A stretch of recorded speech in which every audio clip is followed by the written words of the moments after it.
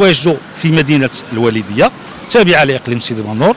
لقد تم تعبئه 3 شاحنات تطهير مائيه مركبه، كل شاحنه غتمكننا من تنقيه تقريبا 200 متر على حسب الترسبات الموجوده في الشبكه وعلى حسب التحضيرات المخطط لها. اليوم ومع حلول فصل الشتاء تقوم الشركه الجهويه بتعزيز وسائلها البشريه والماديه من اجل اطلاق واحد العمليه تنقيه كبرى على مستوى شبكه تطهير المياه المطريه على صعيد الجهه. هذه التعبئه الشامله اللي كنعملوا هي الهدف ديالها هو التدبير الافضل للفترات المطريه المقبله ان شاء الله.